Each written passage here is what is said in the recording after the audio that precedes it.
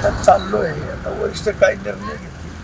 अतिशय दुःखात अशी घटना आहे. कारण मला कुटुंबाला वाटतं की एवढे 40-42 आमदार, एवढे कार्यकर्ते आज आपण जर दुःखात दुःख धरून बसलो तर यांना वाऱ्यावर सोडल्यासारखं असेल. काही ज्यांच्या डोक्यात भावना असेल त्याच्यामुळे झटपट ते काही भुजबळ साहेब, तटकरे साहेब, साहेबांनी सिनियर आहेत त्यांनी असं वाटतं की एवढे लोक नवीनच जुनेरेस कमीत कमी 10-15 आमदार लोकांना कार्यकर्त्यांना वारं असं काही असं पण वाईट परिस्थिती शपथ दिली. आमच्या 15 दिवस आनंद होता की दादा उपमुख्यमंत्री होणार. शपथ घेताना काय भावना असेल नाही. त्यावेळेस गेलो होतो त्यावेळेस तो का आनंद वेगळा होता.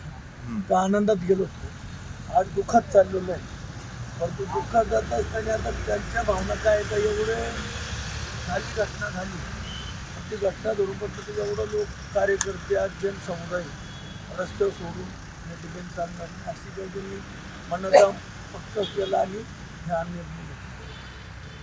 कौटुंबिक विषय कुटुंबातला आहे तो त्यांनी निर्णय घ्यावा कसं घ्यावं. पण आमची तर अपेक्षा आहे की त्यांनी एकत्र आलं पाहिजे हीच आमची इच्छा आहे. आणि राष्ट्रीय अध्यक्षपद सुनीताताईलाच पाहिजे. उपमुख्यमंत्री सुनीताताई असं जवळजवळ काल सातारचे कार्यकर्ते आले, सर्व पक्षाचे आले. घरी माझ्या घरापाशी गाडी लावायची जागा नव्हती. एवढं प्रत्येकाची भावना ती साहेब पुढे कसं म्हणायचं आज दुःखात असं राग सावरले पुढं काय बोलायचं. आता कार्यकर्त्याच्या भावना ते सोडू शकत नाही.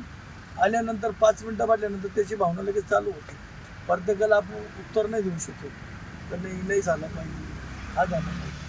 सगळ्यांची भावना ऐकून बस तो 700पैकी 750 लोकांचं म्हणजे 700पैकी 650 लोकांचं म्हणणं एकच आहे का त्या पवार कुटुंबाची मागणी होणार.